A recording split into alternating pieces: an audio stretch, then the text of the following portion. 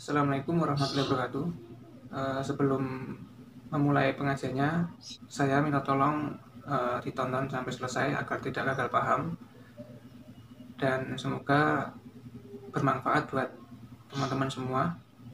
Dan saya doakan buat teman-teman semua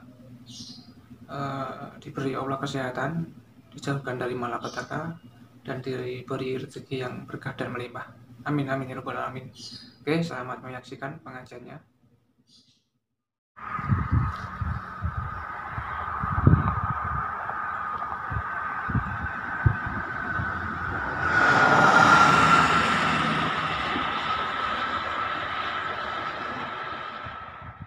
Yang baik itu iman yang seperti saya utarakan tadi. Kamu ingat kekuasaan Allah ketika belum ada apa-apa. Belum ada apa-apa ya Allah bikin manusia itu dari tanah, bikin ayam ya dari tanah, bikin sapi ya dari tanah. Bahkan semuanya dari ketiadaan. Nah, dengan iman seperti itu, nanti kalau kamu ngaji hadis, Nabi bisa mengeluarkan air dari apa? Dari jemarinya. Terus Nabi Ibrahim dibakar gak apa-apa. Nabi Soleh bisa mengeluarkan unta dari batu besar. Nabi Musa bisa menyibak laut hanya dengan tongkatnya. Itu semuanya kamu tidak jangka. Karena tadi ingat bahwa kekuasaan Allah itu tidak terbatas. Al-Fatihah. Bismillahirrahmanirrahim. Ghairil maghdubi 'alaihim waladdallin. Bismillahirrahmanirrahim. Wal maqalatu rafi'atu an Abi Bakrin Siddiq radhiyallahu anhu. Waruya lan tinwa no ana sak temne Kanjeng Nabi sallallahu alaihi wasallam kala dawuh sapa Nabi addu al azaima. Addu nglakoni sira kabeh al azaima ing barang-barang sing pokok, sing wajib.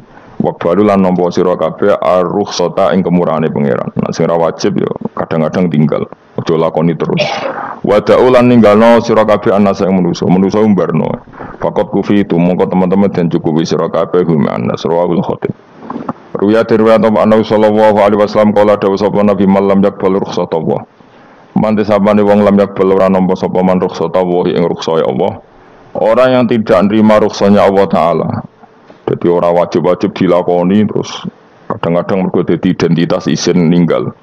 Kalau wong biasa puasa Senin Kamis saking terkenal puasa Senin Kamis sampai muka napa isin. Iku dosane kok gunung Arafah. Wis hadis iki apa lho wis ra puasa Senin Kamis. Dadi ala kenapa ora puasa Senin Kamis nampa ruksae pengiran niku ora nampa jeneng gak nglakoni. Karena mongko ana iku ali ngatasi mamlat isin sing disapa mislu jibali Arafah iku kaya gunung Arafah. Jadi pangeran yo aneh sing apik to. Jadi misalnya ana wong maca Quran kok yakin ra disepuro iku dianggap ngenyek Quran. Wong wukuf ning Arafah kok nyangka dosane ra disepuro dianggap ngenyek pangeran. Mane ana wong wali iku mergo ndablek. Dene wong ndablek ra wali iku goblok-gobloke wong. Jadi ke daftar wali lewat jalur napa? Ndablek. Tapi potongane ya tetep ra wali jenenge serabakan. Dadi wali niku gampang. Dene kok ora dadi wali wis bejane wong. Engko tak terangno carane dadi wali sing gampang-gampang ae. Nak mbok bar Ramadan tak deloke wis masuk ta urung. Nah ora tak sidang nongko. Ya dadi kan ora dadi wali usul ning pengadilan kudu dimenangno. Rawahu ngene hadis sapa Imam Ahmad. Wasiratu te syarat iku dumatun. Wasiratu tawi siratul mustaqim dumatun peteng. Wasiratu te dalan lagu maring sirat wal yaqinu yakin. Wa te kang yakin tahqiqu tasdiki ku benerno barang sing tahqiqu tasdiki. Iku tahqiq dalam benerno. Maksudnya kamu punya otoritas pemikiran yang akurat. Kanggo benerno bil ghaibi kan barang ghaib. Niki sing dadi ibadah kula nganti ketemu pangeran. Tahqiqu tasdiki ku duwe akurasi benerno. Bil ghaibi kan barang ghaib. Carane bi izalati kulli ghaibin kelawan ngilangno saben-saben sing dadekno kemamangan. Bi izalati kulli ghaibin kelawan ngilangno saben-saben barang sing dadekno kemamangan. Pun kula baleni saking awal wal maqalatur rabi'ah kula terangno ya. Nabi Bakrin Siddiq radhiyallahu anhu dawe adzulmatu khamsun. Dawe Abu Bakar kegelapan itu ada 5. Di mergo Abu Bakar wong saleh nek kegelapan yo luwih akeh. Dadi ora pati apal nek jumlahe akeh ora pati apal. Roe muk pira? 5. Nah, zaman akhir ora temu 5 ribuan napa? Nomor 1 hubud dunya. Seneng dunya. Seneng dunia macam-macam, seneng pangkat, seneng apa saja yang tidak mengantarkan ke akhirat. Iku darani napa? Dunia. Atau apa saja yang murahan, iku darani dunia. Kalau terang definisi dunia, dunia kata dana ya dunuan. Ono sing ulama nasrib songkot dania terus ditakhfif hamzah jadi dania terus ditakhfif hamzah jadi ya dania terus ngikuti wazan fu'la jadi dunya. Dan agar barang sing hina itu jenenge apa? Dunya. Atau barang sing dekat itu jenenge dunya. Kemanane dunya saiki, dana itu maknane dekat. Akhirat nanti. Sungokno wae kok kowe suwe-suwe paham. Sehingga sesuatu yang tidak murahan kayak sujud, kayak sedekah, kayak ngaji itu randunya. Ini kesaksian akhirat. Sehingga ketika Ibnu Khaldun itu Allah itu ngeritik dunia ya yang perlu dikritik. Bahkan kadang akhirat pun dikritik pangeran, swarga pun kadang dikritik pangeran. Nak wayai perlu dikritik karena ada konteksnya. Ada apa? Konteksnya. Misalnya begini. Saya punya kitab namanya Khilyatul Auliya atau Baqatul Asfiya. Saya sampai sekarang belajar kitab itu terus. Ini sekitar 14 jilid. Ini kitab induan Ihya. Saya berkali-kali ngomong di mana-mana. Imam Ghazali dalam hal mana Kibul Akhyar, sejarah orang-orang pilihan itu nginduk kitab nama Khilyatul Auliya itu 14 jilid. Dalam ilmu tasawuf beliau nginduk kitab jenis Qutil Qulub, ini karangan Abu Thalib Al-Makki. Dalam fikih tentu beliau nginduk gurunya Imam Haromen. Dan memang kitab itu harus nginduk, kalau tidak namanya mukhtarik, bikin-bikin. Memang syaratnya ulama harus muttabi, dia hanya pengikut, tidak boleh apa kreasi. Kalau kreasi namanya bid'ah, bid'ah. Kalau terang, di situ ada cerita ada seorang sufi bodoh ngeritik dunia entek ngamal. Dunia wis ora ono benere, dunia ku nggon batang, pokoke dunia ku jifah batang. Sing berebut batang ya siap-siap rebutan mbek asu, pokoke ngomong wis ndi-ndi. Sayyidina Umar itu agak tersinggung dengan makalahnya orang sufi yang bodoh ini. Ya rata-rata orang sufi memang bodoh. Kecuali gelem ngaji fikih. Setelah ngomong ngalor ngidul dunia ku swelek sedene biasa lah wong sufi itu semilah dhewean terus serang lakoni popo, ngerti-ngerti lesu, kok mangan wae lesu, orang sufi kan gitu. Singkat cerita terus Umar agak marah tapi beliau masih bisa mengendalikan diri terus kata beliau, "Sal sayyidah." Dan sal hada sayyid, kamu tanya hada sayyid, maksudnya sayyid dalam bahasa dulu itu ya orang terhormat. Dalam bahasa zaman era itu maknanya sayyid itu masih apa? Sadat maksudnya bukan Habib, bukan. Kalau dalam bahasa Arab dulu itu memang kalau Habib itu zuriyah Nabi, kalau Sayyid Sadat itu Sufia itu belum pasti maknanya apa? Habib ya, tokoh-tokoh yang diikuti dalam apa? Makalahnya, dalam apa? Makalahnya. Terus kata Ubay bin Ka'ab, dan ini menurut saya benar sekali, dan kamu harus mengikuti Ubay bin Ka'ab. Dia adalah termasuk 6 sahabat yang dipuji Nabi min ahlil Quran, apa? Yang dipuji Nabi min ahlil apa? Quran. Kata Ubay bin Ka'ab, lalu Anda masuk surga karena apa? Lalu Anda masuk neraka karena apa? Lalu Anda dapat ridho Allah karena apa? Kamu itu bisa masuk surga lihadidar karena kenangan di rumah ini, maksudnya karena dunia ini, karena sujud kamu, karena kebaikan kamu. Itu di mana? Allah mereferensi amal kamu ya di dunia ini. Kamu masuk surga karena sujud kamu di dunia ini, nanti masuk neraka karena keangkuhan kamu di dunia ini. Fahadi dunia mi'yar, dunia ini adalah takaran. Semua referensi Tuhan tentang akhirat itu merujuk kelakuan kita apa? Di dunia. Sehingga kalau kamu masuk surga selamanya lama, itu ya karena kebaikan kamu di dunia. Maka jangan kritik dunia ini, karena dunia itu mahalu sujudika, mahalu rukuika, mahalu dia marah-marah. Sehingga semenjak itu kata Ibnu Khaldun, orang tahu dunia yang dikritik adalah dari madatul kalimah daniyah, suatu yang murahan, apa? Yang murahan. Sehingga kalau misalnya orientasinya itu kebesaran li'ilai kalimatillah, maka itu tidak termasuk dunia. Dan yang suasananya akhirat tapi motifnya adalah kasal, kemalasan, itu yang benar-benar dunia. Makanya Imam Syafi'i sering kritik tasawuf itu sampai usisati tasawuf alal kasal. Ilmu tasawuf itu basisnya itu karena pemalas. Karena tadi misalnya begini, ini contoh paling gampang. Zaid itu di daerah pinggiran, di daerah pinggiran di mana Islam itu minoritas. Terus dia ingin kaya raya supaya bisa bikin masjid atau bikin komunitas Islam. Atau dia ingin jabat jadi lurah supaya nggak ada pelarangan orang sholat karena dia yang punya otoritas bikin aturan. Atau kalau mungkin skup lebih besar dia ingin jadi bupati supaya daerah situ familiar dengan Islam karena pejabatnya Muslim. Itu tidak dunia karena semua orientasinya untuk mengawal sujud, mengawal kebenaran. Tapi kalau kamu di daerah pinggiran, kemudian milih dewean, kabeh kersane pangeran, sithik-sithik kersane pangeran, terus kamu meninggalkan aktivitas dakwah, itu yang dunia, karena motivasi kamu adalah al-kasal, males dari mewarnai buminya Allah ini dengan sujud. Ini yang banyak orang sufi salah paham. Makanya orang sufi harus ngaji fikih. Bendekne roh, dielingno wong alim, wong fikih nak kitmanul ilmi ku haram. Kitmanul ilmi haram. Menyimpan ilmu itu haram. Tidak memberi kontribusi dalam proses orang sujud adalah haram. Tidak memberi pencerahan pada umatnya Nabi adalah haram. Menikmati keasikan yang pangeran dewi adalah haram. Dia harus diingatkan gitu terus. Kalau enggak, itu bahaya bagi agama ini.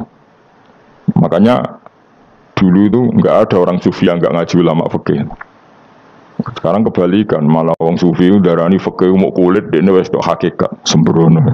Oh tak tobat nonton nang ketemu aku. Itu bahaya, paham seperti itu tuh bahaya. Karena sekarang itu sufi itu jadi identitas kesalehan. Jadi yang rumah kome sufi koyo sak dhuwure ahli napa? Fikih. Itu bahaya. Karena tadi sufi itu akan ngeritik dunia sepedas-pedasnya. Kemudian ujung-ujungnya meninggalkan dunia, kemudian happy-happy asik be pangeran dewean dan membiarkan umatnya Nabi ini berserakan kemana-mana, tidak terlibat sama sekali, tidak memberi kontribusi sama sekali. Cara bahasa gampangannya orang gelem amar ma'ruf, gak gelem nahi mungkar. Tapi bahasa amar ma'ruf nahi mungkar kan saiki dadi gerakan ekstrim, makanya ora tak bahasa amar tidak peduli, tidak mulang. Mergo saiki bahasa saiki repot terus. Paham ini penting kalau terang. Jadi kalau baleni malih ya. Sing dimaksud dunia ketika dikritik pangeran niku dunia sing sangka kata dani'ah, sesuatu sing murahan, sing enteng, sing nafsu iku jenenge napa? Dunia napa? Dunia. Tapi ketika sesuatu itu baik dan mengarah kepada Allah iki jenenge dunia iki masru'atul akhirah. Maka dunia itu di dua status napa? Siji masru'atul akhirah. Dan ini status yang harus kita pakai. Makanya kata Imam Ghazali itu, kue nak radi duwe, sak penat-penate urip, terus merasa gak punya kenikmatan. Datang saja ke kuburan, dan yakinlah semua yang sedang mati, keinginannya hanya satu, ingin kembali di dunia dan memperbaiki amal-amalnya. Berarti dunia adalah segala-galanya bagi orang yang sudah mati.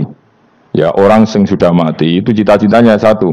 La'ali arji, semoga kita kembali ke dunia. Untuk apa? Untuk membenahi semua kesalahan yang pernah dilakukan zaman yang dunia. Terus kamu ingat, fa'ana fid dunya, ya Allah, alhamdulillah sekarang masih saya di dunia. Artinya saya punya satu kesempatan yang diinginkan semua orang yang sudah mati di seluruh dunia. Lalu malah wali anu surip malah kepengen nang mati. Saking kakean kasus ini, kakean kasus. Makanya di sini sirinya para rasul, para nabi itu sering donga, Allahumma tawil umrona, sehingga banyak orang soleh mendoa supaya panjang umur. Itu karena pas itu yang hadir adalah dunia dengan makna masru'atul akhirah. Tapi ada juga wali dan nabi kadang-kadang donga, ya Allah, jika sebaiknya saya mati, mati saja. Itu ketika tergambar dunia yang sudah murahan, yang sudah arogan, yang sudah tidak jelas. Maka dunia ini punya dua status sekaligus. Jika prospek bagi Anda untuk masru'atul akhirah, maka nikmati senikmat-nikmatnya. Tapi jika bagi Anda ini sudah menjadi ladang maksiat apa-apa, maka jadikan dunia ini tempat tobat. Karena akhirat itu nggak ada apa-apanya dibanding dunia. Jadi akhirat itu hanya mereferensi dunia, mereferensi dunia. Ini penting kulaturno. Kadang-kadang sufi kemudian goblok, ora iso ngaji. Dia nganggap dunia sampai akhirat itu penting akhirat, tapi cara maknaninya salah. Lho kowe nganti ning akhirat bu swarga itu karena apa coba? Amal zaman di mana? Di dunia. Berarti penting mana dunia sama akhirat? Penting dunia karena akhirat mau efek, apa? Efek dunia ini yang pokok. Apa dunia ini yang pokok. Kalau Allah kan cara ngendikan tidak seperti itu. Allah cara ngendikan gini loh. akhirat, maksudnya walal akhiratu khairul laka minal ula gini. Sesuatu yang berorientasi akhirat dan kemudian menjadikan kamu nyaman di akhirat itu khairul laka minal ula, itu lebih baik ketimbang dunia. Ora kok kowe nak ning dunia nak sapa melek ning akhirat apik, ora ngarang ngono. Nak ning dunia melek ning akhirat luwih parah. Kayak melaratem cek ngene iki kan. Tapi kan cek iso ngopi, cek iso mangan tengkleng. Coba ning akhirat gak iso blas. Dunyel-nyel malaikat ngawur. Gayamu bareng melarat iso ning dunya loro lah ning akhirat penak. Aku yakin ora luwih loro, tak jamin. Nguraine kan ketara nak ngono. Keliru omongan aku ning dunya loro lah sementing ning akhirat penak itu ndak bisa. Kowe nyifati dunya nggon loro iku serapati ridho mbek pangeran. Berarti ketika iso ngopi ra syukur, ketika iso mangan ra syukur, anane nyifati dunya loro. Berarti rapati ridho mbek pangeran. Malah dibles-blesno sebenarnya. Pemenang nak pengurus akhiratnya aku tak tekek. Cuma aku lo pengurus ora sebenarnya. Tapi gak ada rencana daftar jadi panitia apa? Akhirat. Tapi kira rata syafaat dia biarno karena ini penting kalau terang. Makanya Imam Syafi'i masyhur makalah beliau tentang fikih dan tasawuf itu. Nggih saya kutip ya, dan saya memang saya hafalkan terus makna teman. Faqihan wa sufiyan fakun laisa wahida fa inni wa haqqu wa iyyaka ansahu. Terus kata beliau mensifati orang fikih fa hadza qasin lam yazq qalbuhu tuqa wa hadza jahulun kaifadul jahli yasluhu, itu masyhur. Di dunia ini identitas di dunia kita, dunia ulama itu hanya dua. Kalau nggak sufi ya faqih. Kamu jangan jadi salah satu. Faqih adalah orang sing qasin, itu qalbuhu qasin, hatinya itu keras, hatinya atos. Lam jadu qalbuhu tuqas, gak ditakwa blas. Wong faqih ora ditakwa blas, gak diempati blas. Tapi orang sufi itu wahada jauh ini malah geblek, malah parah meneh. Sing sitok atas hati ini sitok geblek dari Imam Syafi'i. Kena protes berarti Imam Syafi'i coba protes aku. Kenapa begitu? Misalnya gini orang fikih. Kalau bapak nyontohkan tuh gini. Orang fikih itu punya aturan. Misalnya kalau ruko tidak begini nggak sah. Sujud kalau nggak begini nggak sah. Sholat kalau tidak begini nggak sah. Oke, aturan itu baik. Tapi punya keangkuhan berpikir. Misalnya ada orang desa terbelakang. Misalnya di pedalaman Gunung Kidul, Kulon Progo. Ada orang yang ditobatkan orang-orang sufi. Orang sufi itu ya sing rodok goblok-goblok itu. Misalnya nobatkan. Enak wae wong fikih melok nobatno tapi tahu-tahu bilang ini sholatnya enggak sah, rukuknya enggak sah, Fatihahnya enggak sah. Dari sing sufi, wah semane nobatno ora iso salat apa ora disahno. Si sufi ya goblok pisan, ketika ngawal si ajudannya tadi sholat enggak dikawal. Sehingga banyak aliran di Jawa sholat ala kali Joko ya ono Fatihah mau meneng tok. Sitok sujud tok. Jadi ini sitok atas hati ini orang gelem bina tapi muni rasa. Sitok goblok ora tahu nerusno pembinaan. Akhirnya yang mandek ning satu kesalahan dan diwaris ya bergenerasi-generasi.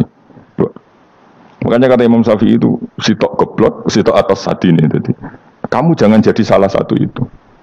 Makanya kamu aman karena kamu tidak sufi ya tidak fakih. Makanya nggak masuk, nggak masuk yang dikritik Imam Syafi'i. Kamu sufi ya ndak, fakih ya ndak. Makanya kalau Imam Syafi'i kritik itu, tapi alhamdulillah saya ada dua-duanya. Ya tidak sufi, tidak fakih. Karena orang sufi itu kalau ditelusuri itu memang kesalahannya terlalu banyak. Kecuali dia mau ngaji fikih. Nah, kecuali dia mau ngaji fikih. Kayak tadi misalnya, sampai Imam Syafi'i zaman itu duka yang menghentikan usisat tasawuf alal kasal. Ilmu tasawuf itu dibina itu berdasar kemalasan. Loh, saya punya teman sufi banyak. Saya ini kiai loh. Punya teman sufi banyak. Teko ning kula Gus donya wis rusak, sementing sakniki wis ngatah-ngatahno istighfar. Memangnya kita bisa diistighfari pangeran, disepuro pangeran ketika kamu orang alim ndak mulang? Memangnya kok iso disepuro pangeran ketika kowe sugih ra zakat? Memangnya kok iso disepuro pangeran wis kere ra nyapu masjid teko Jumatan, bareng ngrokok itu usep-usep ning pojok masjid bar mulai. Enak wae. Ono keran coplok wis dibarno. Memangnya kamu bisa jadi orang miskin seperti itu kemudian dimaafkan Allah? Ndak bisa. Kamu harus terlibat dalam proses sholat. Wis kere ya urun gawe keran, misalnya orang ngono urun masjid ya nyapu-nyapu, sing sugih urun dhuwit, sing alim urun mulang. Kok enak. Dunia bangga rusak terus kabeh dhewean. Menang iso kan dhewean neraka ora tak baturi ya ngono. Ndak bisa, sufi seperti itu ndak bisa, tuh kriminal. Ya. Malah Imam Syafi'i dalam satu makalah kowe esuk tasawuf, awan serondok ngene. Saking ekstrimnya beliau. Nah, kenapa Imam Ghazali muji orang sufi? Kitab-kitab risalah Qusairiyah muji orang sufi itu sufi-sufi yang kayak gue. Sufi-sufi yang belajar fikih, napa? Sufi-sufi yang masih mau belajar fikih. Kok enak. Jadi sufi itu maknanya sidik-sidik. Zaman lu rusak itu tidak seperti itu. Nak rusak, ya mana itu pengiran kan melok dandani. Nah, ketika rakyat didandani sebetulnya nggak masalah, karena ada alternatif. Misalnya gini, ada mobil rusak nggak bisa dipakai. Memangnya mobil hanya itu. Kan ada mobil yang lain itu jenis fakih. Ini ndak, kamu punya pemimpin hanya 2 atau 3 lah, biar nggak nyindir. 3 atau 4 lah. Ketika 4 ini orang ini gagal, seakan-akan Indonesia gagal. Memangnya Indonesia hanya punya orang 4 itu. Goblok sekali kita berpikir gitu. Segoblok-gobloknya apa? Memangnya Indonesia itu milik siapa? Kenapa kamu menggantungkannya sama 1-2 orang, 3-4 orang? Gampang aja cari alternatif. Terus tapi kan harus lewat pemilu, khusus ngenteni pemilu 5 tahun cepat. Mustafa Rohin jokno dari calon presiden. Nah, kemudian jadi negara tahlil. Karena dek ya, ngomong ekonomi ya ora iso. Ngomong wisata ya haram, ngomong budaya haram. Ngomong badan usaha milik negara ya ora roh dene. Lamun langsung dibagi-bagi. Tapi kelirunya kita selalu begitu. Ketika kecewa sama pemimpin, seakan-akan dunia ini tergantung pemimpin itu. Mana ada dunia ini dipasarkan sama makhluk oleh Allah. Dunia ini milik Allah, nggak pernah dipasarkan makhluk. Bahkan kiai mati pun nggak ngefek pada agama. Dulu sahabat meninggal agama jalan, wali songo orang-orang pilihan meninggal agama jalan. Karena Allah tidak ridho dunia ini, agama ini, dunia maupun agama dipasrahkan sama seseorang. Allah yang mengurus dunia ini. Apa nak konglomerat mati terus wong melarat kabeh? Tidak kan?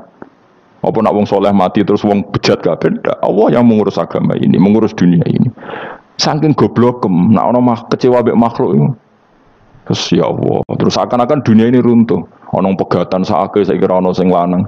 Banyak orang pegatan terus untuk bojo luwih apik. Bojone mati sing wedok malah makmur akeh to ora. Makanya pangeran nanya manusa iku entek-entekan. Allah nate ngendikan gini masalah pegatan. Unik ngendikan pangeran. Ya rondok manekno wong pegatan.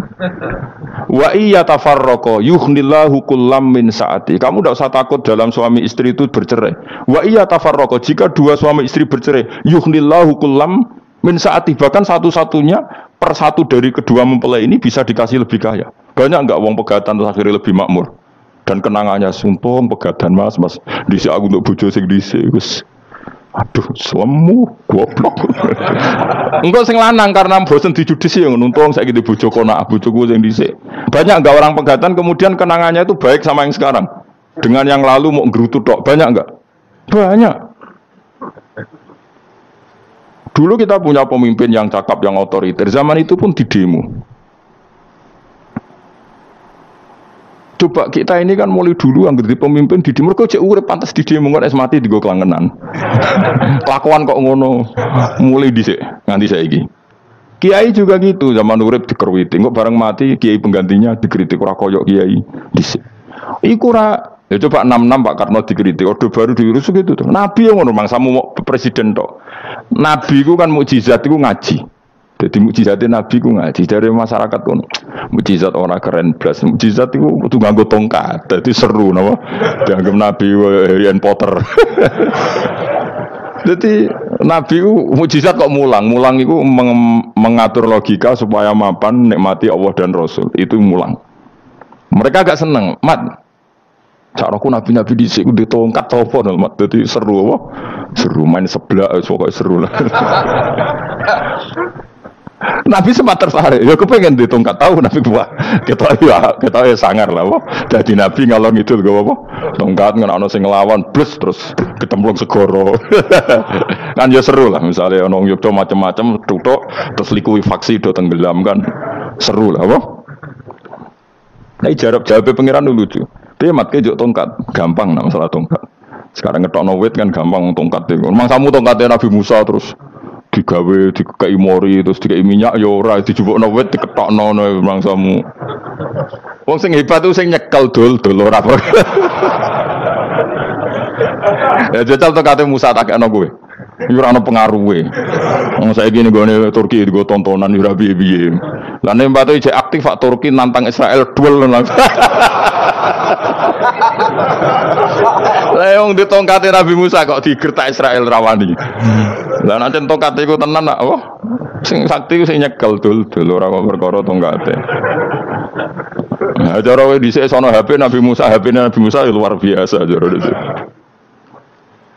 Akhirnya Nabi Muhammad itu sempat kepingin jawab pengiran unik. Awalam yakfuru bima utia Musa min qabl. Mat kok gak eling apa zaman Musa nggo tongkat wong terus do iman. Awalam yakfuru bima utia Musa min qabl qalu sikhroni tazahar wa qalu inna bikullin kafirun. Apa zaman Nabi Musa itu terus wong do iman? Ya tetep komentar dari tukang sihir. Padha wae, Mas. Nggo mujizat ora padha wae. Wong nak trai berdua itu tetep berdua. Zaman Pak Karno sing tukang ngeluh ya ngeluh, zaman Pak Harto tukang ngeluh ya ngeluh, zaman Mega sing tukang ngeluh, sampai saiki sing tukang ngeluh ya wis nggo kegiatan. Kiai yang ngono. Kadang ada kiai saiki misalnya Surakoyo zaman Mbak Arwani, Mbak Zubair. Memangnya zaman Mbak Arwani wong kudus ngaji kabeh. Wong saku ya kelakuane wis ngono-ngono wae. Misale kula ya kadang ya wong komentar. Gus wae ora koyo zaman Bandur Salim. Lah aku wis dididik bapak, zaman Bandur Salim apa wong yo ngono. Engko bapak zaman Bandur Sam apa ngono sampai zaman Basunan Bunang misal. Ayo jajal. Masa wong Yogya misal saiki ora koyo zaman Bali Maksum Mbah Munawir. Memang zaman iku wong ngaji kabeh. Yudak juga kan sarahku kiye nak ngaji sing ngaji wong ngono-ngono iku pancet wong iku. Itu pengalaman. Mulane ketika Nabi Muhammad kemudian dimujizat ke Nabi Musa jawab pangeran awalam yakfuru bima utiya Musa min qabl. Apa zaman Musa terus do iman mat. Padha wae kok masuk go tongkat ngalor ngidul ya. Biasa wae mat. Gak usah mujizatan mulang wis ngaten. Lho kula lho mau tawani pangeran mujizat kok sing karya Musa. Kula mboten purun. Ya perkara kok malah lucu. Nabi ngalor ngidul go tongkat. Nabi Musa itu tongkate biasa kan sing kondang ku wonge. Lah saiki ajek ning Turki. Nek kata tenan cek top Israel tuntas ya. Swabet terus likuifaksi tutup swabet meneh dadi negara bebas wong Israel. Terus Raja Tayyip manggon kono. Aneh-aneh iki. Makanya penting yang dikatakan mukjizat yo ngaji kan. Ngaji itu bisa membentuk yakin. Yakin itu bisa membentuk tahqiq. Nah caranya yakin gimana tak warai kan ben dadi wali. Wali sing jalur ilmu, jalur melarat wis kowe luwih iso lah. Wali ku jalur akeh. Alim yo iso dadi wali, zuhud dadi wali, melarat yo iso dadi wali. Syaratnya ridho ora kepengin sugih. Yo syaratnya melarat dadi wali ridho ora terbersit kepengin sugih ora tau muni lho umpama aku di dhuwit ora dadi wali, muni umpama tok wis ora dadi wali. Dadi fa inna law taftahu amala syaiton karena mengatakan umpama iku wis buka pintu setan. Jalur apa ke? Nah alim syaratnya hafal Quran, hafal ribuan hadis. Ayo nak zuhud syaratnya radhi HP, rawi anan. Nak fakir rawleh diangen-angen. Nah milih di. Apa rasa jadi wali? Gak usah yo. Kalau terang ini penting. Kenapa saya sering kritik orang sufi? Karena sufi sekarang itu beda dengan sufi dulu. Di Jawa Timur itu keluarnya para kiai ya gitu. Kalau ada orang ikut torekoh tertentu, terus gak gelem ngaji takrib, akhirnya elinge pangeran sewengi tapi sesucine keliru. Masalah didik anak bojo keliru karena ya mau sementing la ilaha illallah terus maca la ilaha illallah terus itu gimana? Kalau kita iman sama Allah, ternyata iman dengan aturan-aturan Allah. Misalnya kita seneng cawe wedok, terus mbok sebut jenenge tok, kono njuk wedak ra mbok kei, njuk mangan ra mbok kei. Terus kamu tidak mempelajari sing disenengi pacaran ku apa? Senang Allah itu maknanya senang ketentuannya Allah. Allah yang murka itu apa? Kalau kita zina, kalau kita maling, ketika korupsi. Allah yang suka apa? Kalau kita sujud. Lalu syaratnya sujud apa? Harus dalam keadaan suci dari hadas besar maupun hadas kecil dan tempatnya tidak ada najis. Bahkan harus gitu. Itu senang Allah kok menurut Allah semengi terus pingsan, kesemper, terus nak tepak harus darani wali. Harus darani wali, harus salam template. Wah apa-apaanan.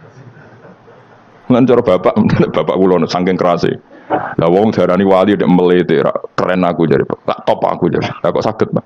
Paling zaman akhir darani wali dadi gula wong salah templek ngekeki dhuwit. Tapi nak wong alim darani wali ku sing dadi pinter akeh. Coba jajal lah wis ayo. Nak ora percaya ruhin mu'allimno nak saiki wali, nak ora dadi gula mbek dhuwit. Ayo saiki umumno nak ruhin iku wali. Reaksi masyarakat kira-kira piye? Salam template terus nggak malu merek rokok Ruhin misalnya rokok Hobo ya terus ditukokno. Tapi umat dapat apa juga? Tapi ketika orang terkenal alim umat dapat banyak karena bisa ngaji carane sesuci biye carane zakat biye yang wajib zakat apa saja carane dekat. Tapi saya gak wali kalah mbek apa wong alim kalah mbek wali. Kula niki diceritani Gus, kula gak wong alim Gus. Jejer mbek wong terkenal wali kula harus salaman beda nih. Ya akhirnya melarat salam. Maksudnya salaman kok ono maknane ning Jawa Timur. Ora usah diterangno maknane opo. Wah kere. Wah kowe padha wae wong alim kok kasut. Dene kasute perkara hasile iku. Iku ya sarap pisan padha wae. Sing kanca kula niku. Tapi sebenarnya kita harus jadi pelajaran. Kalau ingat Allah itu ingat aturan-aturannya Allah. Terus keling Allah suwengi terus piye? Allah bikin aturan. Kamu suwengi ning masjid itu ketentuan fikihnya kayak apa? Kalau istri kamu sakit, anak kamu sakit, kamu wajib ngurmat anak bojo dan itu juga perintah Allah. Terus eling Allah dulu enggak ada zaman Nabi seperti itu. Nabi itikaf suwengi ning masjid terus mikir wiridan. Ya mulang biasa. Wiridan sekadarnya habis itu Nabi yang ngajar biasa. Siapa yang tanya tentang haid, siapa yang tanya tentang ghanimah, siapa yang tanya. Jadi yas'alunaka 'anil anfal. Ketika mereka iskal, lalu ghanimah cara bagi gimana ya Rasulullah? Dibagi wa alamu annama ghanimtum min syai'in fa 'anilillahi khumsahu wal Rasulullah 1/5. Ada yang tanya lagi, was'alunaka 'anil makhid. Istri saya caranya haid tidak normal ya Rasulullah. Kadang-kadang over. Terus disebut itu istihadah apa? Itu ditanyakan. Ada yang kaya usul, ya Rasulullah duit kula kathah lalu tak kasihkan siapa? Yas'alunaka madza yunfikun. Ora kok terus eling pangeran sungi-sungi terus do ngantuk, bariku keturu, bariku makan-makan ora ono ngono. Coba jika seseorang terkenal wali itu paling sing untung ndekne. Ini bukan kritik, Kang. Memang harus dikritik. Sing kritik aku enak kowe kualat, kowe ora wali kok ngritik wali. Kowe cuma melok-melok. Karena apa? Kita ini syafaqatan li hadil ummah, kita kasihan umat ini mencintai kiai, kemudian tidak dapat apa-apa dari kiai itu. Caranya apa ya? Kita mulang. Makanya Rasulullah itu masyhur kan di sebuah hadis, sama cari di Muqaddimah Majmu', di Muqaddimah Ihya, hampir semua kitab ulama top itu menceritakan hadis ini. Nabi ke masjid, ada satu kelompok yang nangis-nangis ndonga, ada sekelompok yang mulang fikih. Mulang itu ya iki halal, iki haram, iki salat begini enggak sah, ini pokoknya mulang aturan-aturannya pangeran. Nabi ngadeg, kemudian Nabi bilang gini, kilakuma ala khairin, dua kelompok ini sama-sama baik. Tapi apa yang terjadi? Amma haula fayad'una waha, mereka adalah kelompok-kelompok yang minta sama Allah, insya'a ajaba wa insya'a la. Kalau Allah mengendaki ya disembadani, kalau enggak ya enggak. Tapi ini kelompok yang membicarakan hukum-hukumnya pangeran, pasti Allah ridho. Wa innama bu'istu mu'alliman, memang sing jenenge Nabi itu untuk mengumumkan halal haram, maka Nabi terus ikut yang kelompok belajar tadi. Karena yang dikatakan coba Nabi diutus jadi Nabi itu apa? Saya tanya, bikin aturan caranya tawaf ke Ka'bah begini. Dulu tawaf itu udo, dulu tawaf itu bawa hubal lata, dulu tawaf itu dengan penuh kemusyrikan. Nabi datang, cung tawaf itu aturannya gini, nggak boleh ada yang berbau syirik. Caranya tawaf 7 kali, baca kalimat ini. Sa'i juga gitu. Dulu yang namanya sa'i itu setar megang berhala Isaf. Nanti di Marwah megang Nailah. Setarnya gitu. Dari kesirikan ke kesirikan. Terus Nabi datang, nggak boleh megang Isaf dan Nailah. Harus dibongkar. Dimulai dari labbaik Allahumma labbaik la syarika lah innal hamda wa ni'mata laka wal mulka la syarika lak. Itu Nabi. Sehingga saking ekstrimnya, sahabat itu dulu nggak mau disuruh sa'i. Nggak ya Rasulullah, kita ada sa'i. Tempat yang dulu kita syirik di situ. Karena kalau sofa setarnya pegang Isaf, nanti kalau di Marwah pegang Nailah. Itu nama berhala. Terus Allah menurunkan inna sofal marwata min sya'airillah faman hajjal baita wa i'tamara fala junaha. Istilah pengiran fala junaha. Kalau kamu sudah Islam enggak apa-apa sa'i. Kenapa bilang enggak apa-apa? Karena dulu pernah sahabat merasa dosa, karena itu dulu basis kemusyrikan. Jadi ini penting saya utarakan. Lagi-lagi yang digerakkan Nabi adalah aturan main dalam hidup ini. Apa? Aturan main. Lho kula wingi pasaran wingi niku kula mucal napa sampeyan? Kula mucal Minhajut Thalibin. Karangan Imam Nawawi, kita fikih. Mergo kula niku mangkel. Kadang wong alim terus darani wali, darani wali ngono wong teko njuk pangestu. Kadang kurang ajar meneh wong ape kaji njuk ndongakno kaji mabrur. Luwih parah meneh. Nah kula tak ngamuk tenan. Kowe nak langsung ndongakno wong iku kaji mabrur padha karo ana wong ra iso numpak sepeda motor. Iki kula badhe numpak sepeda motor, ndongakno slamet. Wong belajar ora kok njuk ndongakno selamat. Mesti niku takok sik carane numpak sepeda motor piye lagi yo ndongakno slamet. Wong isi iso ora mesti selamat. Iki rong iso pun. Ya iku lho badhe numpak sepeda motor ndongakno selamat. Aneh gak pertanyaan seperti itu? Permintaan minta selamat ketika kamu tidak bisa naik motor itu aneh gak? Aneh. Kalau kamu mau haji, takut syarat rukunnya haji, baru minta didoain haji mabrur. Ini ndak masyarakat tahu-tahu minta haji mabrur. Oh nak tonggo kula tak bisa itu. Untung ngomong rembang rawat aku loh. Jadi orang sing wani. Agar mereka haji, Gus kula badhe haji supaya sah piye Gus. Tak ulang. Tak ulang tenan kan. Selain tentu belajar di manasik. Paling tidak dengan fatwa seperti ini orang terbiasa nak tekon yang manasik itu dirungokno. Napa? Kadang ya ora tekon yang manasik ngantuk tok. Itu tidak bisa, harus diwarai. Misalnya tawaf dimulai dari Hajar Aswad dan usahakan menjauh dari Ka'bah 1 meter atau setengah meter. Karena kalau terlalu mepet Ka'bah, takutnya tadi nginjek pondasi Ka'bah. Jadi tidak ngitari Ka'bah tapi tawaf di atas Ka'bah. Kedua, kalau terlalu dekat, kiswah Ka'bah itu mulat tohah bitit. Kiswah Ka'bah itu penuh dengan minyak. Dan kalau terlalu dekat menyentuh padahal orang ikhram itu nggak boleh nyentuh kiswah. Jadi harus diterangkan. Malah lagi kaji marugi kalau gitu terus dungo nangis, belum nangis servisnya akeh.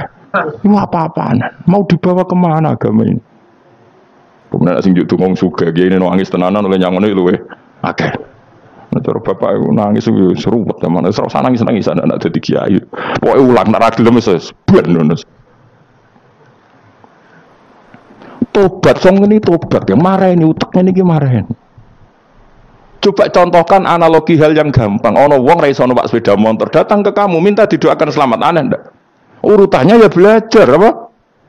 Sesi ono wong ra iso salat, ih dongakno salat kula niku makbulah. Makbulah mbahmu. Takbir ro Fatihah ro ya kabeh itu ono urutane. Itu lama. Jadi makanya Rasulullah hanya gabung sama yang mualliman, yang guru. Dan ketika awan nyifati Rasul itu apa coba? Rabbana wa ba'ats fihim rasulam minhum yaslu alaihim ayati wa yuzakkihim wa yu'allimuhumul kitab wal hikmah. Rasul itu sifatnya yang diulang-ulang pangeran itu yaslu alaihim ayatika, membaca ayat-ayatmu, artinya apa coba? Mulang kan? Wa yuzakkihim, membersihkan akhlak-akhlak mereka, artinya apa? Mulang kan? Wa yu'allimuhumul kitab wal hikmah, artinya apa? Mulang.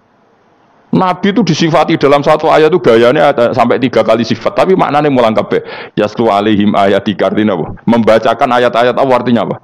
Mulang kan? Wa yu'allimuhum, artinya apa?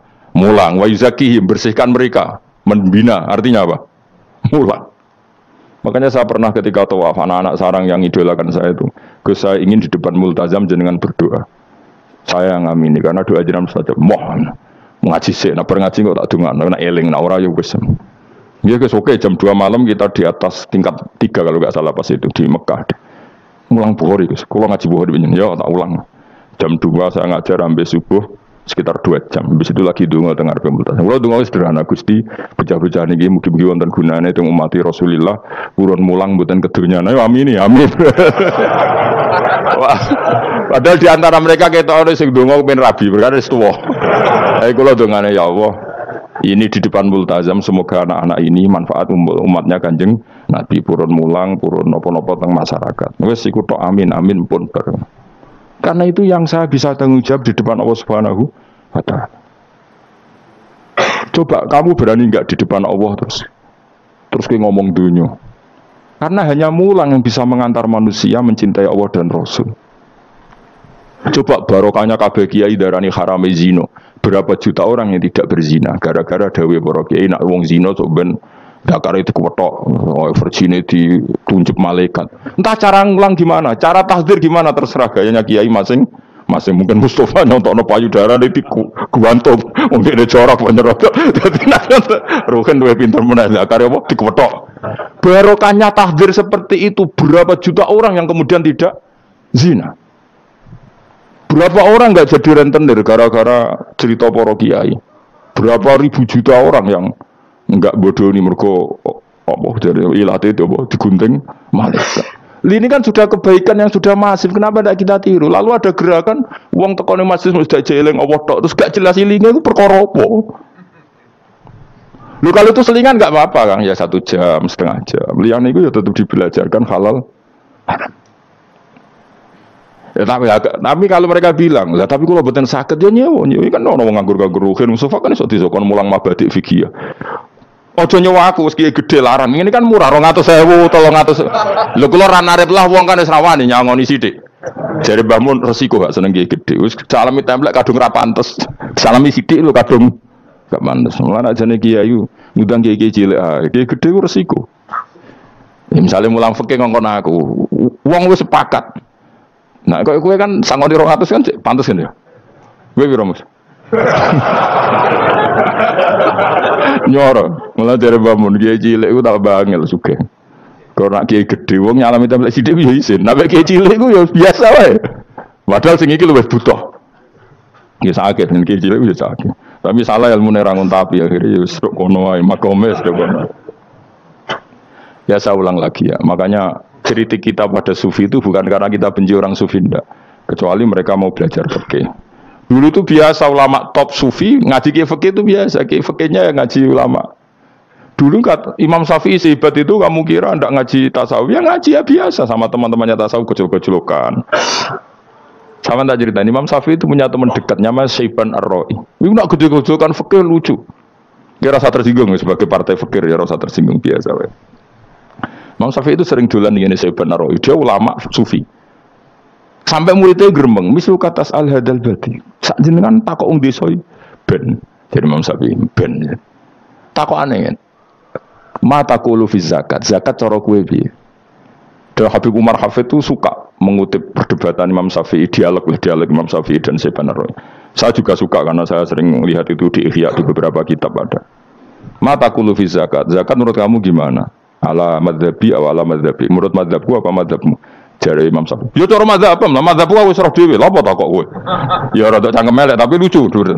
Nak cara aku ya zakat itu wajib kanggo sapa wae, cek kere, cek sugih ya kabeh wajib zakat. Lah terus aturane pangeran piye? Mosok wong kere wajib zakat. Lah apa melarat mesti dunyane halal. Ya iya sih, tapi yo mosok wajibno zakat. Ya wajar jare takok. Nak cara aku sebenarnya ono bener, saiki aku takok. Wong melarat iku dunyane mesti halal to ora? Saiki misalnya ono lapangan ning desa terus ono dangdutan mbok pengajian mbok hol. Mbok tuku rafia tok. Terus digo parkir, lapangane sapa jajal aku takok. Lapangane sapa? Sak desa kan. Modene tuku rafia terus koyo berhak sing entuk dhuwit kok parkiran. Lah nek alasane lho aku fakir, apa fakir sak desa kowe tok. Mestine kullu faqirin fitil qaryah untuk saham. Ya ora. Soal dekne sing kerja untuk paling akeh lah mergo tuku apa? Tapi nganggo lapangan tanpa pamit sak desa terus koyo paling kuwasa. Hasilnya piye jajal kan. Misale kowe Malioboro ana lapangan utawa apa? Alun-alun utara selatan. Terus kowe mau modal tuku rafia mbok parkir. Iku milkul amah apa milkuka? Jawab. Milkul amah berarti semua orang berhak. Paling sira berhak sandi mbek Pak Jokowi mergo sugih. Terus hasilnya mbok bagi wong melarat sak desa apa mbok pek tok? Jawab, gak usah izin biasa wae. Lha iku hasil sangka harta bersama apa sangka donyam dhewe? Ayo jawab. Kok terus kok mulai dari apa nak wong melarat dunyane mesti pemenah wong melarat engkek tukang gasap. Misalnya Ruhin dadi kondektur bis. Sing numpak kanca jalalen separuh digratisi gak mbek Ruhin kira-kira. Digratisi. Bise sapa itu? Kere engkek. Ya ora. Mboten kok sampe santai mawon, santai biyahmu. Utawa melarat supir Ruhin nggawa rentalan mobile wong. Terus aku belum, aku tak derano santai. Iku gak sabtu ora. Wong ra melok duwe kok nyilai. Wong melarat dosane ya gak belajar saya bener cara pendapat kula apa pendapatnya jenengan? Ya cara pendapat kok kowe sira. Wong melarat lah wajib zakat. Nah iku jenenge wong sufi. Wong sufi sing roh fikih. Dari Imam Syafi'i sakjane sufi yo ngene iki, sufi waras sih maksudnya wong sufi tapi cek roh fikih. Jadi misalnya kayak melarat terus Jumatan kok wudu mikir iki banyune sapa? Sing bayar listrik sapa? Urun 2.000 botol 3.000 paling enggak ya make itu ya urun. Ora tambah sufi tambah juga alasan melarat. Oh kewajiban suge-suge melarat bagian ngerusak wae. Bareng kerane putung ngerti dakok ngono wae. Kondo panitia masjid Pak kerane rusak Pak. Semare wong sugih do medhit melane masjid rusak. Mergo melarat lah ya medhit. Lo melarat yo akeh dosane masalah melarat terus. Saya contoh gampang ngelola parkir aja coba. Itu lapangan siapa? Lapangan umum apa nih? Kok iso terus wae edikne mau urun apa coba? Rafia gini. Rafia udah hasilnya. Rafia gue rusak gulung. 10.000. Biro? 5.000. Untuk biro kan. Maaf saya potong sedikit ya. Terima kasih yang setia menonton channel ini. Kalau bila video ini bermanfaat, tolong sekali di-share kepada kerabat terdekat atau teman-teman supaya kita bisa menambah wawasan dalam beragama dan bermanfaat bagi kita semua dan keluarga kita. Share video ini ke semua orang yang kiranya membutuhkan cerahan. Oke, selamat melanjutkan pengajiannya. Terima kasih. Untuk biro, untuk nak biro 500.000 untuk angsa. Terus duit 500.000 songko mentasarufkan lapangan. Iku edene tau sak desa. Tapi sama ini sudah berjalan tak anggap baik. Engko nang terus sing marah dodimu. Jare ngajine Gus baik dibagi ya mari fitnah ya ora ngono. Mau aku cerita ben roh dosane ngono. Aja kok dadi gerakan apa? Wah mari fitnah kok chaos Indonesia. Maksudnya ben ngerti hukumnya pangeran apa? Paling gak gelem istighfar napa? Gelem napa? Istighfar. Lah soal wong liya tak mung cek mentolong melarat tok doyak-oyak. Maksudnya kalau tiru dari Imam Syafi'i ya sakjane hukum ngono, tapi kan terus lucu. Aku iki dari Imam Syafi'i, aku iku qadhi, mosok wajibno zakat wong melarat kan yo dadi aneh. Lah terus mustahike sapa nek wong melarat dhewe muzaki. Jare sebenarnya ya mau jare takok. Tapi akhirnya lucu. Dua beliau akhirnya. Terus dari Imam Syafi'i, ya fikih ngene iki sing marai atiku bener. Aku itu fikih pemerintahan ya zakat itu ditarik wong sugih dikekno wong melarat. Nek sing melarat zakat mergo ngrasa dunyane syubhat ya alhamdulillah. Mulane dhisik iku wong nak nyifati pangeran nak nyifati wong apik piye?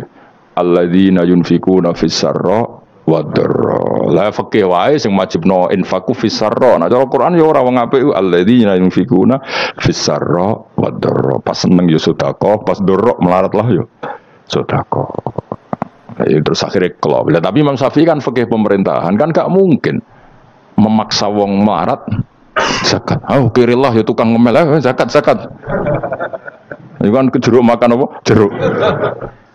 Sehingga terus ada disiplin ya, ada muzaki, ada mustahil cara fikih. Tapi nak cara tadhirul mal. Nggih cara tadhirul mal nyucikno donya wong melarat lah ya donyane akeh sing ora suci. Lan kula suwun nggih zakat. Maksudnya nak kowe kok hasil parkiran kok 500.000 ya zakatno piro nak 2,5% piro ini. Kok cuma mikir Mustafa malah. Piro 10% 500 kan 50 ya. Piro? 50. 2,5 piro? 12.500. Lah iku lebokno kotak masjid dan lumayan giling-gilingan paling ndak dadi robana dzolamna anfusana ngrasa salah. Tok ketemu janda-janda ning pojok desa ora duwe dhuwit, Pak. Bu kaya 50.000.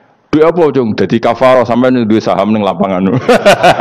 Pemene ibu-ibu, nak canom rasa kei, wes biasa bal-balan gue tahu nganggo lapangan. Nak ibu-ibu itu ramelok tahu apa? Bal-balan. Jadi kan lumayan gue ngimbangi apa? Tapi aja terus demo ya nak nong parkir ya. Barno wae muga halal iki. Cuma niki cerita, wong melarat lah. Sakjane, aja muni wajib ya apa? Sakjane. Angel nguku melarat tuh angel apa? Rodok sensitif. Syekh Nawawi itu ulama top Indonesia yang hidup di Mekah juga meninggal di Mekah. Dulu di antara kearifan buyut-buyut kami, leluhur kami, itu kalau cerita itu enggak apa-apa kamu mondok di Mekah di sana tapi bawa pohon yang hidup di Indonesia. Jadi artinya membawa manhaj metode dakwah yang bisa hidup di Indonesia. Ini penting kata Mbah Mun karena wa ma arsalna min rasulin illa bilisani qaumi. Semua rasul diutus itu pasti sesuai kultur kaumnya. Saya punya sedikit cerita tentang kultur. Kultur itu nilai yang disepakati masyarakat. Meskipun Persepsi itu salah. Saya cerita sedikit tentang keunikan kultur. Nabi Yunus itu nabi.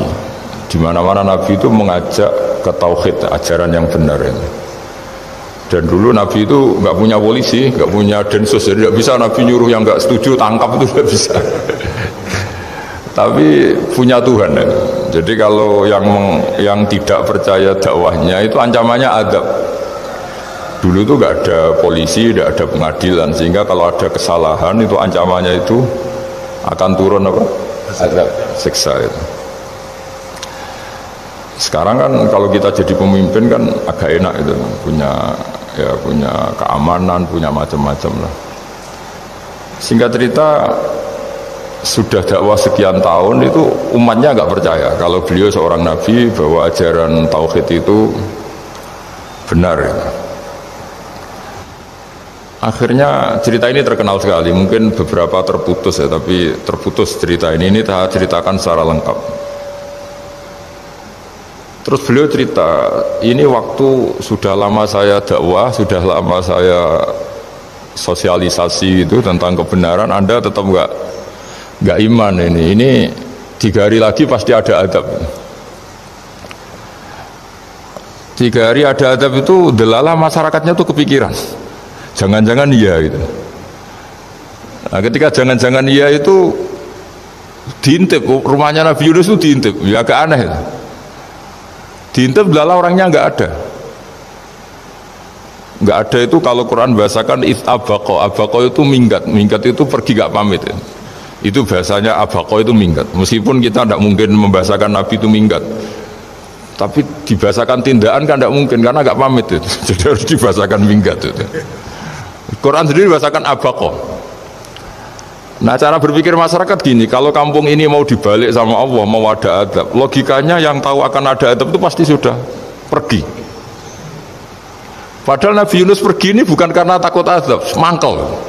Nyai suwi gagal seminggat ya kan gitu. Jadi ada kiai minggat itu ya ada dalilnya, karena dulu itu kalau mangkel itu suami mangkel istri itu ya harus minggat, istri ya harus minggat. Dulu itu ya boleh, maksudnya boleh itu ya kalau darurat ya minggat sedikit lah, tidak apa-apa. Nah, Nabi Yunus itu minggat tadi abaqo itu kalau dalam bahasa Arab pergi gak pamit ya. Kalau orang Jawa bilang minggat. Kalau itu sebetulnya saking mangkelnya, saking emosinya, beliau akhirnya meninggalkan kaumnya tanpa pamit. Tapi kaumnya itu menjadi tahu bahwa ini serius Yunus, buktinya dia agak berani di kampung, berarti mau ada adab betul itu.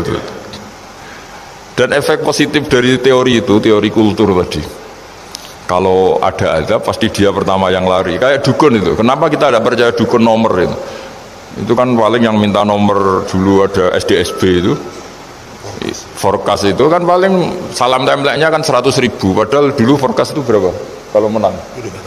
Kan miliaran ya, juta.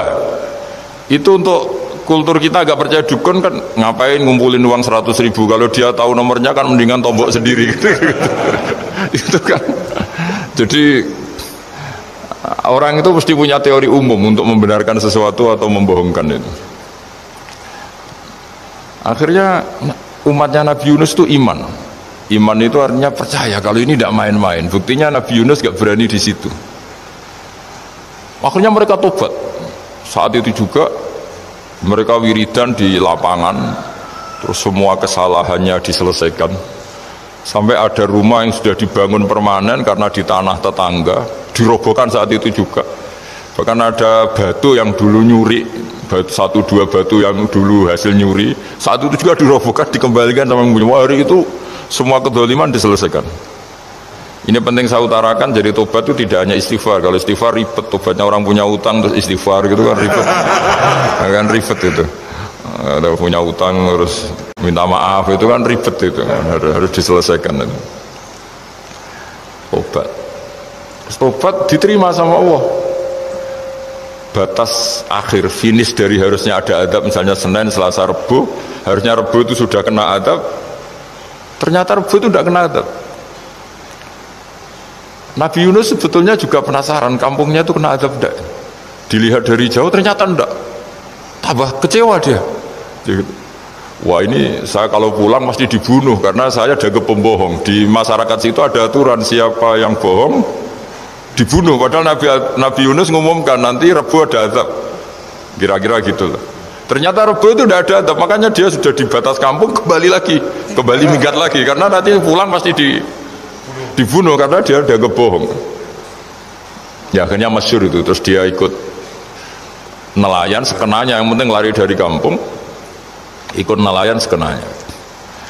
Zaman itu, ini saya ulang lagi zaman itu. Nanti ini efeknya nanti ke tauhid. Zaman itu para nelayan tuh kayak sepakat. Kalau ada kapal atau perahu kok mau tenggelam, itu pasti ada yang minggat. Hanya minggat itu pergi tidak terhormat itu.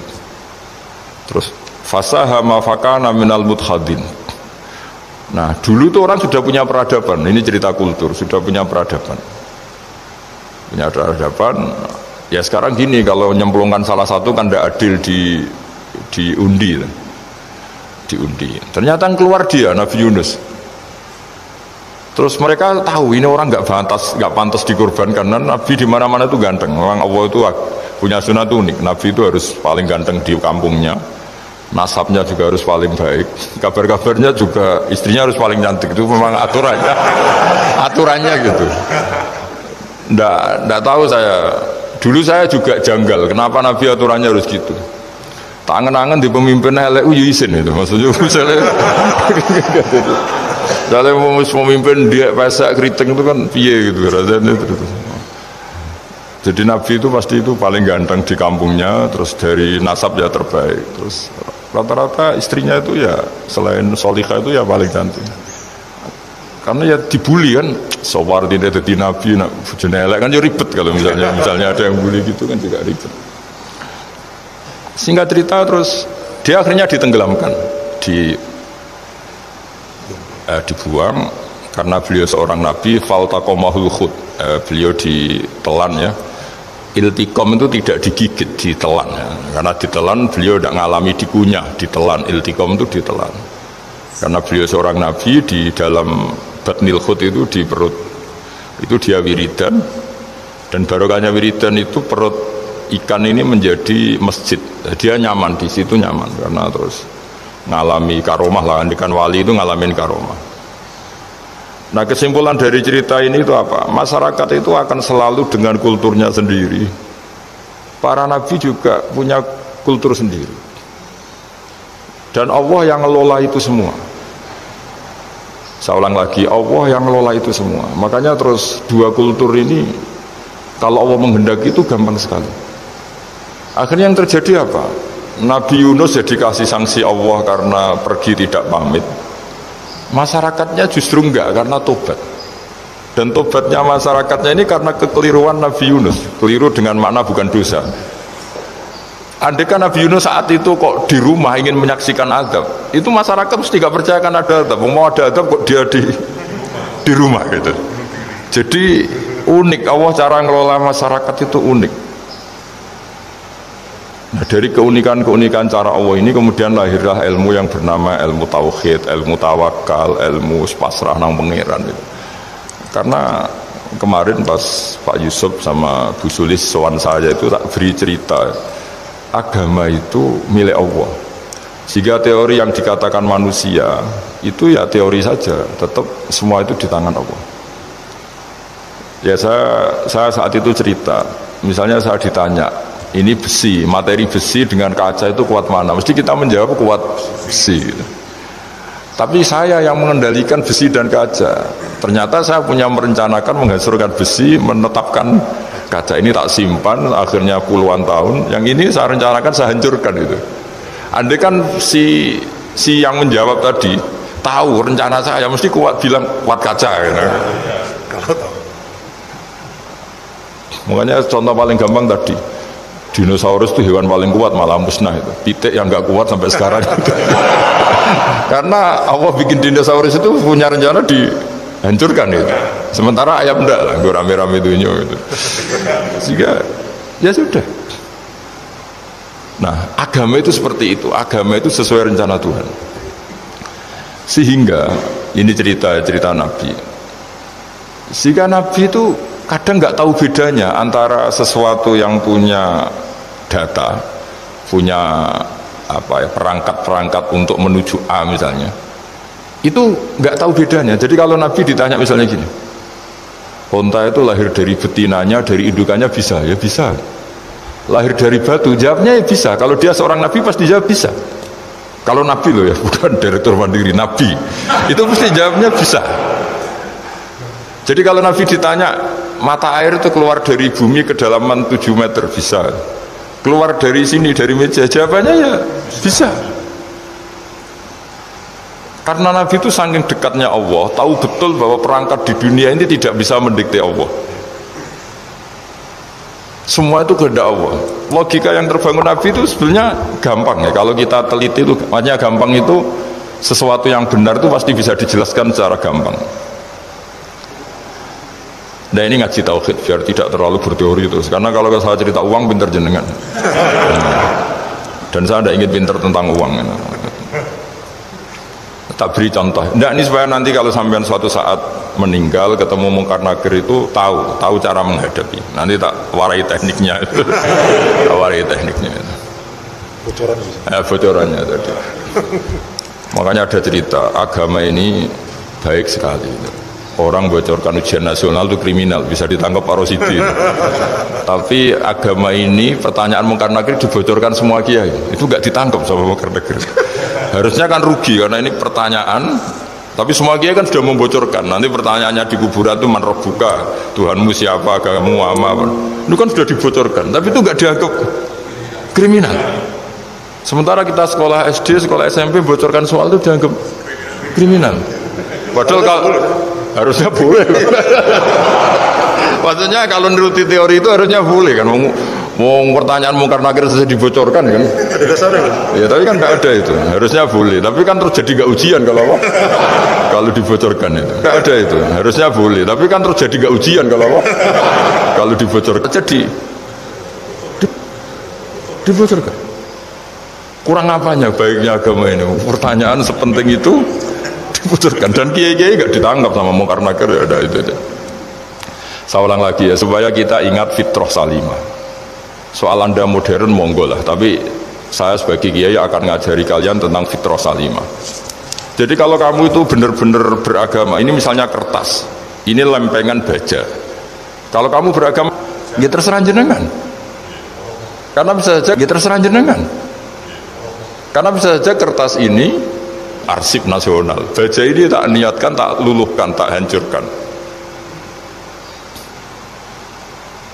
Sehingga kalau kita ngomong ya secara materi harus ditambah ya, secara materi kuat baja ya Allah, tapi secara substansi jenengan ya terserah jenengan, monggo. Nah di sini yang mulai orang lupa itu karena selalu menjawab pasti kuat baja. Kata pasti ini yang akhirnya orang menghilangkan teori beragama. Berdasar logika aja. Berdasar logika. Nah akhirnya para nabi, para wali itu ditanya. Saya punya kitab karangannya Abdul Hamid, orang alim. Kitab itu dulu saya ngaji lama sekali, sampai sekarang saya pelajarin. Manusia itu dijebak hukum adat, padahal adat itu ya tidak terlibat. Misalnya kalau ada telur jadi ayam normal gitu. Ya tadi indukan unta melahirkan unta normal itu, indukan sapi melahirkan sapi normal. Tapi kalau para nabi itu bilang ya nggak normal. Nggak normal artinya tetap ada kekuatan Tuhan. Indukan unta tahu apa tentang unta? Dia punya kekuatan apa? Bisa melahirkan unta, bisa menciptakan unta di perutnya, bisa ada jantungnya, ada paru-parunya, ada ususnya. Dia bisa apa? Di situ ada tangan Tuhan itu. Karena para nabi cara berpikir gitu, melihat tembok ya sama. Tembok sama indukan unta itu sama, sama-sama mungkin mengeluarkan unta. Sehingga ketika Nabi Soleh ditanya, bukti apa kekuasaan Tuhanmu? Apa bisa mengeluarkan unta dari batu besar ini? Jawabannya Nabi Soleh ya bisa, ya bisa. Dan mukjizatnya Nabi Soleh masyhur itu, keluarlah unta dari batu. Karena secara teori ya tadi, coba unta indukan itu apa seorang profesor, apa seorang ilmuwan sehingga bisa menciptakan anaknya itu. Apa dia terlibat dalam menciptakan jantungnya, paru-parunya, ususnya? Kan enggak juga. Telur bisa apa coba? Gobloknya bukan main telur itu kan. Tapi bisa mengeluarkan ayam, dia bisa apa? Nah, para nabi, para wali itu tahu semuanya itu kekuasaannya Allah. Nah, kalau karena kekuasaan Allah, bedanya apa dengan tembok? Makanya Nabi Muhammad ketika di padang pasir, semua sahabat bingung, nggak ada air, ya Nabi santai aja. Ini gimana Nabi nggak ada air, nanti orang mati kehausan. Nabi ya santai aja. Kamu ingin air katanya, iya. Terus Nabi nunjuk apa itu ya sudah, terus ada air. Ada yang keluar dari jemarinya, ada, karena Nabi itu nggak tahu bedanya antara ini mungkin dan tidak mungkin, tuh nggak tahunya itu ya semuanya itu Allah.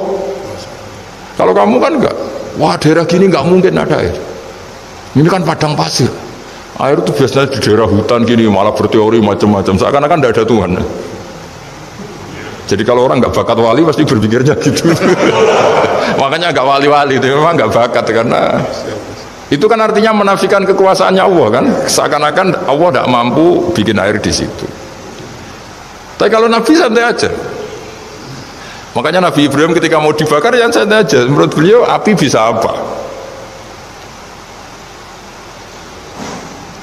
Jadi itu meskipun hukum adat itu ya selalu berjalan ya.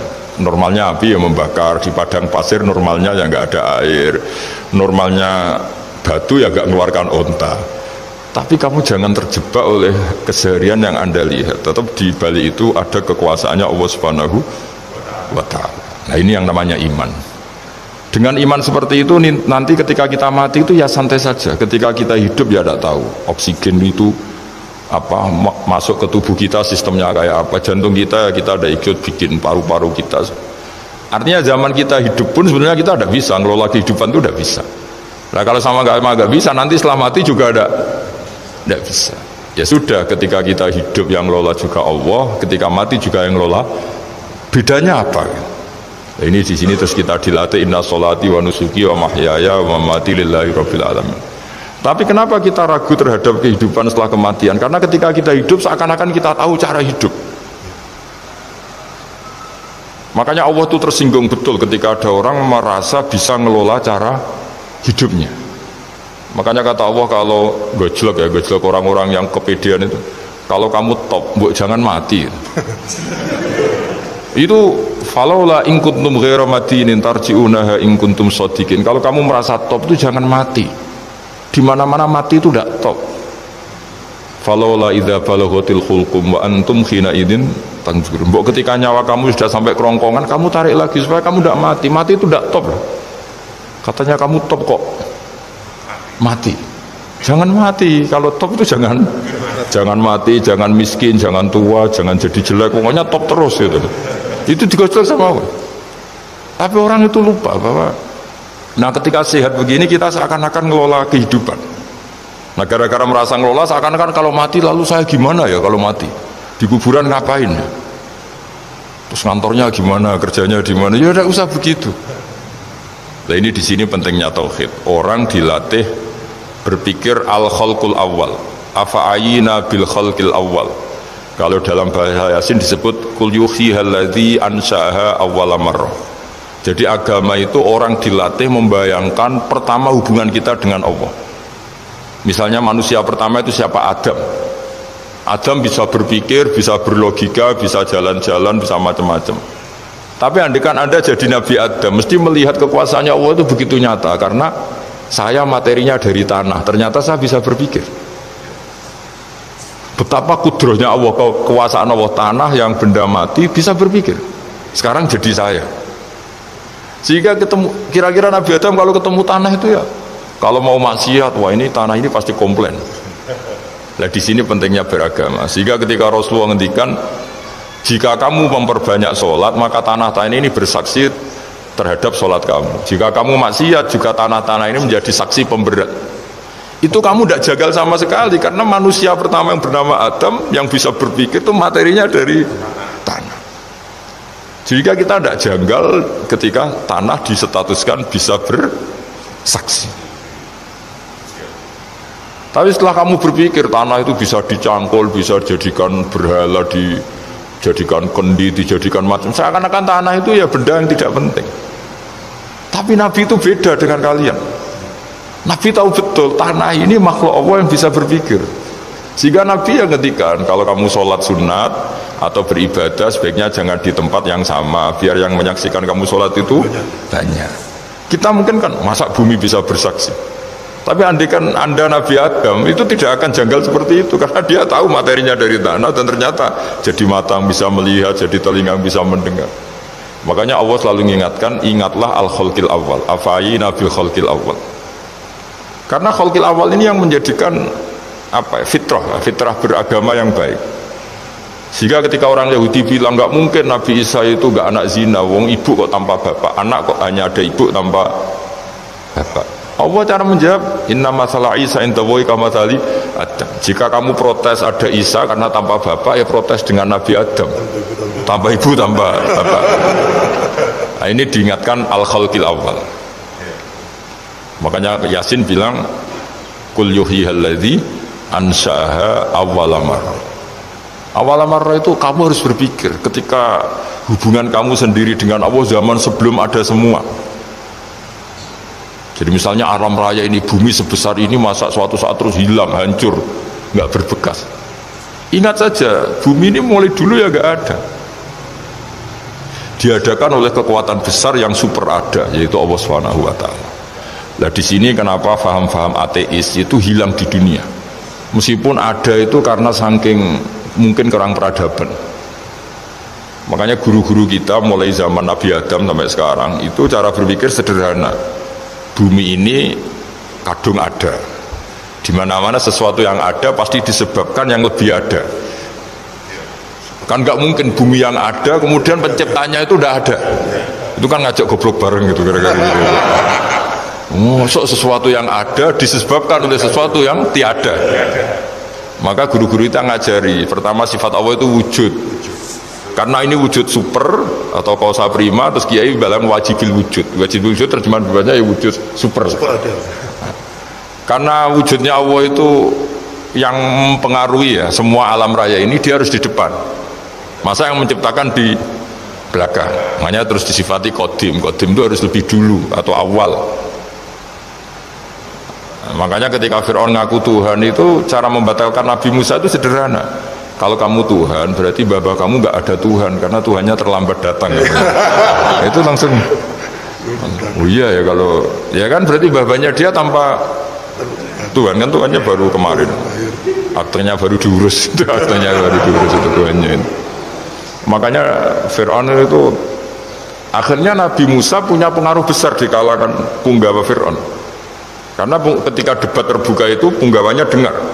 Akhirnya mereka iman sama Nabi Musa. Ini disebut wa qala rajulun mu'minun min ali fir'auna yaktumu imana. Banyak yang diam-diam ini iman karena logika Fir'aun jadi Tuhan itu gak masuk akal. Yang benar adalah Tuhannya Nabi Musa. Nah orang-orang ini itu ya dibilang gak loyal ya pokoknya dia iman. Dan dia juga yang ikut rapat. Besok Musa tangkap.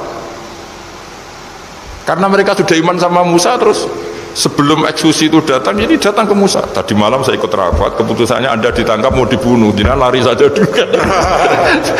Jadi kan nggak bisa disebut pengkhianatan, kan ini orang baik. Jadi malamnya ikut rapat, besok Musa tangkap bunuh. Iya Nabi Musa paginya sebelum itu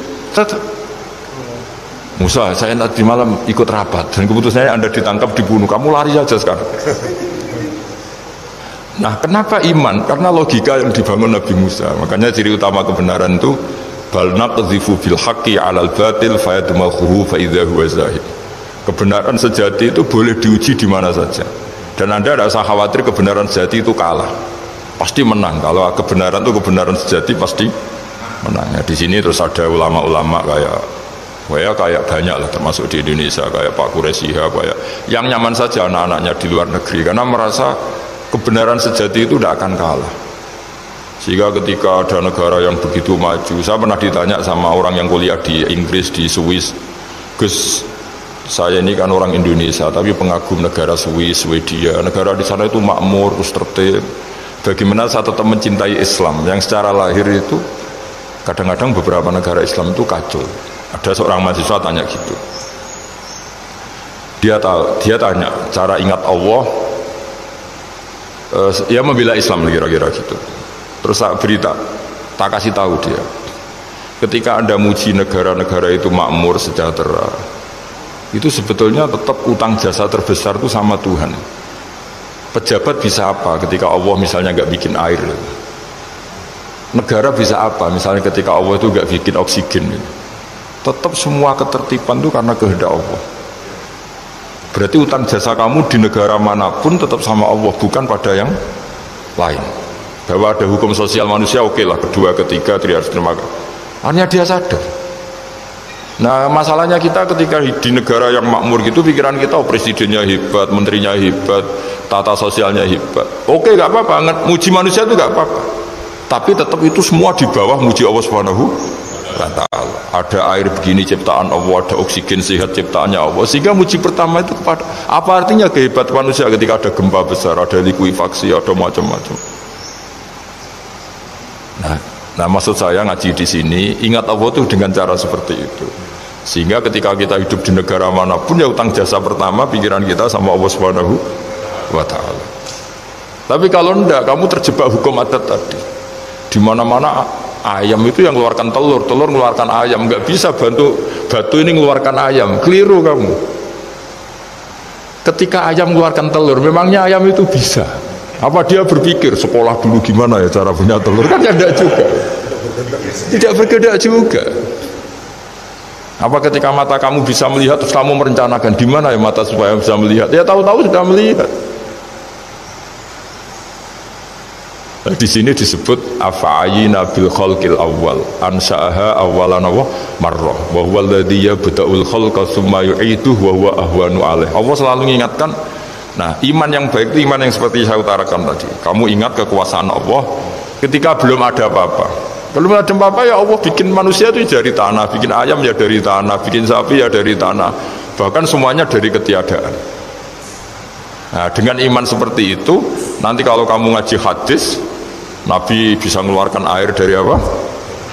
Dari jemarinya. Terus Nabi Ibrahim dibakar gak apa-apa. Nabi Soleh bisa mengeluarkan unta dari batu besar. Nabi Musa bisa menyibak laut hanya dengan tongkatnya. Itu semuanya kamu tidak jangka. Karena tadi ingat bahwa kekuasaan Allah itu tidak terbatas. Itu cara iman yang benar. Sehingga nanti ketika kita mati juga gitu. Ketika kita hidup ya tidak bisa ngatur jantung kita, paru-paru kita. Pasti sama lah, setelah kita mati juga gak bisa ngatur. Yang hanya ngatur Allah Subhanahu wa ta'ala. Hidup kita dalam kendali Allah, mati kita dalam kendali Allah. Ya sudah, terus kita mati ya nyaman saja. Saking nyamannya itu orang-orang soleh kalau mati itu jarang berdoa. Bukan karena apa-apa, kalau berdoa itu resikonya kan gini, mustajab ndak ya, dikabulkan ndak gitu. Itu menjadikan setan punya peluang masuk, diganggu. Makanya ajarannya Nabi, mangkana akhiru kalamihi la ilaha illallah fi riwayatin Allah dakhalal jannah. Jadi kalau mau mati bersaksi saja, sudah ini enggak saatnya berdoa, saatnya bersaksi. Makanya hanya disuruh bilang Allah, Allah, Allah. Dan supaya ini menjadi akhir kalimat. Sehingga nanti keren lah. Ketika ketemu Allah, apa akhir kalimat kamu yang kamu lafadzkan? Allah, Allah. Jika di kitab-kitab diterangkan, ketika orang tua kamu mau mati sudah bilang Allah, jangan tanya catatan hutang di mana ya, tabungannya di mana ya. Terakhir jawab mandiri terus mati lah. Gak boleh ditanya lagi. Sekali ditanya nanti akhir kalimatnya mandiri. Itu gak boleh. Jadi sekali sudah bilang Allah, jangan ditanya lagi. Pak, tabungannya di bank mana? Gak boleh. Bahayanya sekali jawab mandiri terus mati, berarti akhir kalimatnya itu ya mandiri. Makanya harus akhir. Jangan nanti statusnya itu mangkana akhiru kalami, memang akhir dari yang dikatakan itu kata Allah. Nah sebetulnya teks hadis itu la ilaha illallah. Ini pinternya Kiai Jawa. Lagi-lagi kembali ke kultur. Kiai Jawa itu kiai yang bisa modifikasi kultur. Sebetulnya kalimat hadis itu yang masyhur, itu yang populer itu la ilaha illallah. Tapi Kiai Jawa itu, dan itu ngikuti kitab-kitab Arab juga, kitab-kitab. La ilaha illallah itu resikonya tinggi karena di situ kan tiada Tuhan yang berhak disembah kecuali Allah. Ada kata la ilaha ini. Nah takutnya pas la ilaha sudah mati. Nah karena itu ada resiko la ilaha gak khatam, berarti tiada Tuhan. Nah, sehingga karena ini dianggap riskan, ya terus Kiai Jawa ngajari sudah lah, gak usah kepanjangan ya sudah Allah, Allah. Jadi itu sudah agak-agak rekayasa lah, agak-agak istihad gitu. Maksudnya itu sebenarnya teks panduannya itu la ilaha illallah. Teks panduannya. Tapi kiai-kiai itu tentu yang paling tahu tentang kehendak Nabi karena nekuni ilmu itu lama sekali. Kita ngikuti cara-cara ditentukan para kiai. Karena tadi la ilaha illallah itu kan ada kalimat yang tadi ya, tiada Tuhan kan. Nah, kata tiada Tuhan ini yang dianggap riskan kalau nggak hatam. Daripada potensi itu kiai-kiai ya agak-agak improvisasi lah, itu memang ya sudahlah Allah. Nah, supaya itu menjadi akhir kalimah, ya saya ulang lagi, menjadi apa? Akhir kalimah. Setelah itu kata kitab-kitab jangan tanya hal lain. Ya, sekali ditanya nanti dia akan melafatkan hal lain itu. Ya tadi misalnya tabungannya di mana gitu. Misalnya sini. Nah, yang ribet kalau wong kuno itu neng laci, neng sorogan, berarti kalimat terakhirnya ya laci sorogan itu. Nah, sehingga terus itu pinternya guru-guru kita. Jadi saya ulang lagi ini yang terakhir saya pesen, latihlah iman seperti imannya para ulama, para aulia, syukur-syukur yang dekati imannya para nabi. Itu cara berpikir tuh al-khalqul awal. Afa'ayina bil khalqil awal. Qul yuhyihal ladzi anshaha. Nah, yang terakhir saya pernah ditanya, ya agak gojekan, agak guyon, tapi saya ditanya. Saya itu nggak bisa melihat, Gus. Aneh orang Afrika itu. Kan misalnya ada Miss Afrika itu. Di sana itu orang paling cantik. Malah kadang itu ada kriminal gitu, karena orang Afrika merkosa Miss Afrika. Itu kata orang Indonesia, dikekno aku ora doyan gitu. Itu kan. Itu. Nah ini kan secara syariat, mungkin lelaki itu punya rasa dengan perempuan itu ya kalau berpakaian seronok atau gimana secara teori. Tapi sebetulnya oke, itu benar. Tapi sebetulnya ada ansa'aha awala marra. Orang Indonesia itu didesain gak suka orang Afrika. Orang Afrika ya didesain gak suka orang Indonesia. Sehingga orang-orang Afrika kalau melihat orang Indonesia yang paling cantik mungkin ya iskal. Wong cempeh kayak gamping gitu kok cantik. Mungkin perasaannya cowok-cowok Afrika ya gitu. Itu cantiknya di mana? Orang Indonesia kebalik kan. Kalau cowok-cowok Indonesia ngelihat Miss Afrika itu, cantiknya itu nangdi gitu. Kok sampai ada pemerkosaan tuh apa itu? Nah itu menunjukkan Allah yang Maha Kuasa. Allah itu mendesain gennya orang sana. Beda dengan kita. Ya itu bukti bahwa Allah itu nggak bisa. Ya sudah semuanya itu Allah yang mendesain. Itu bukti bahwa manusia itu bisa apa di depan orang kayak Afrika kok disuruh bilang cantik, kita kan protes. Cantiknya di mana? Mungkin orang sana juga protes ke kita. Orang Jawa cempeh itu kok cantiknya dia. Itu orang-orang Indonesia kalau melihat bule cantik itu kan ketemu kan janggal. Orang-orang Jogja, bule wayune nang ndi gitu. Kulitnya gitu kan sama mereka juga bilang, kita mungkin seperti itu. Itu namanya didesain ansa'aha awal apa? Marrah. Sudah memang desainnya seperti itu. Nah di sini supaya kita ingat lah. Nah, ingat bahwa hati juga gitu.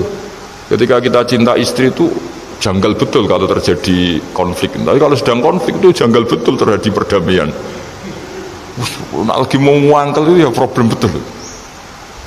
Nah ini di sini pentingnya iman. Orang terus disuruh berdoa ya muqallibal qulub tsabbit qalbi ala dini, karena kita tidak tahu cara berpikir.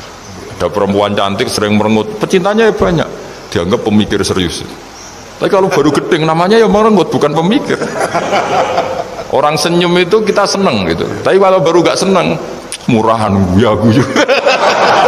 Itu jadi manusia itu unik. Hanya sama, tapi cara nganalisis beda. Tinggal sedang seneng apa enggak. Lucu kan? Ada orang anteng di rumah, itu kalau lagi seneng ya, oh itu anteng gak banyak ngeluyur. Tapi baru gak seneng, seneng ngomah ya gue nganggur. Nah, itu kita tidak pernah tahu. Kita simpulkan apa itu tidak pernah tahu. Makanya wisata, pernah ada orang wisata datang ke sini tak nasihatin. Orang wisata itu kan seneng di kampung-kampung yang terbelakang gitu, melihat orang manusia pohon, melihat apa. Terus saya bilang, itu kan kasihan kan, masa manusia jadi objek. Bahkan bayangannya ya kalau mereka jadi modern jadi gak menarik kan. Padahal kita yang orang pendidikan kan inginnya mereka terentas lah dari kultur itu. Ya itu kan nggak sambung kan. Yang satu bilang unik, masyarakatnya masih unik, masih naik-naik pohon. Tapi bagi orang pendidikan kan tersiksa kan. Ini bangsa kita, warga kita kok masih seperti itu. Makanya orang wisata itu nasihati, kamu kesana itu niat ngelihat apa niat mengentas? Kalau niat mengentas, tak jamin ada pahala. Bagus, mau niat mengentas katanya. Niatnya baru sekarang apa mulai dulu-dulu? Baru sekarang setelah Dan ini cerita dari manusia itu semudah itu, Pak. Nah, setelah kamu ngaji ini, kamu tidak akan janggal terhadap kenapa Nabi itu begitu santai. Ketika tadi makanan misalnya satu wadah itu cukup untuk orang 300. Sampai Jabir yang undang Nabi kan hanya kambing kecil, cukup orang 6. Ternyata Nabi ngajak orang 300 lebih. Tapi Nabi bilang ya sudah semuanya makan cukup. Kata-kata Nabi kan zaman dulu belum ada beras, belum ada Allah itu bisa kok ngenyangkan malaikat tanpa makan gitu. Susahnya apa ngenyangkan manusianya dengan nasi sedikit itu ya Nabi ya santai aja, semuanya kenyang santai. Ya ini tuh iman-iman yang sudah benar-benar awal-awal.